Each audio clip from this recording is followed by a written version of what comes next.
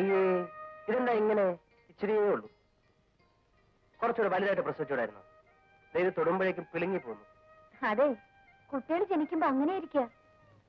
പറയണ കേട്ടാ തോന്നും ഇയാള് ജനിച്ചു വീണപ്പോഴേ ഇങ്ങനെ കൊഴുത്ത് തടിച്ച് കാളക്കുട്ടനെ പോലെ ആയിരുന്നു. ഞാൻ കാണിച്ചു തരാം. പിന്നെ വാ. അത് കൊള്ളാം. അച്ഛന്റെ മടി കയറിയിരിക്കുക. അയ്യേ, മുത്തശ്ശി മുള്ളി. അങ്ങനെ ആഗ്രഹമുള്ള പിള്ളേര് ആദ്യം മുള്ളും പിന്നെ മറ്റേതും ചെയ്യുന്നുണ്ട്. എന്റെ മോനെ നീച്ചു പോയി കഴിവ്. മക്കൾ അച്ഛന്റെ മടി പെടുത്തോടാ. കോംപ്ലിക്കേഷൻസ് ഒന്നും ഇല്ലാതെ നോർമൽ ആയിരുന്നു അല്ലേ? അതെ. കുട്ടിക്ക് ആരുടെ ചായ? സുഖുണ്ടേ? നോടിയ സുജാതയുടെ ചായ. മുത്തച്ഛി പറയുന്നത് അമ്മാവന്റെ എന്നാ. ഇപ്പോഴത്തെ ചായയിലൊന്നും വലിയ കാര്യമില്ല. ഒരു വയസ്സ് കഴിയാണ്ട് ഒന്നും പറയാൻ പറ്റില്ല. പറയുന്നത് കേട്ടാ തോന്നും അനിക്ക് ഇക്കാര്യത്തിൽ ഭയങ്കര എക്സ്പീരിയൻസ്.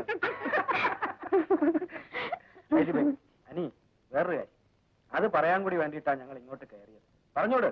പറയുന്നേ പറയുന്നേ. ഗൾഫില് എനിക്കൊരു ഫ്രണ്ടുണ്ട്, ഒരു സനാതനം പിള്ള. ആള് ഭയങ്കര ഉള്ളിയാ. ഇപ്പൊ ലീവിൽ വന്നിട്ടുണ്ട്.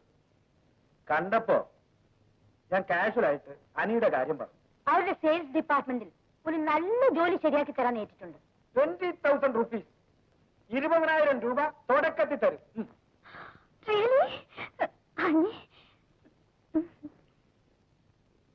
ജീവിക്കാൻ ആവശ്യമായ ശമ്പളം മാന്യമായിട്ട് എനിക്കിവിടെ കിട്ടുന്നുണ്ട്. അതും പോരാഞ്ഞ് ആരെയെ വീട്ടിലാക്കി അന്യനാട്ടിൽ പോയി കഷ്ടപ്പെട്ടിട്ട് പെട്ടെന്ന് പണക്കാരനാവണമെന്ന് ആഗ്രഹമൊന്നും എനിക്കില്ല.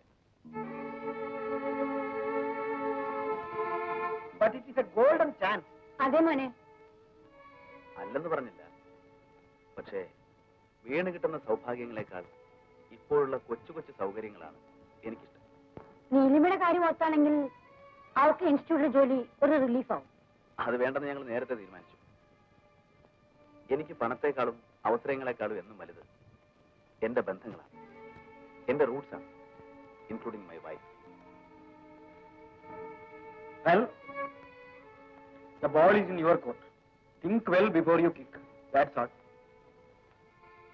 Nobody. Thank you. പോട്ടെ മോളെ.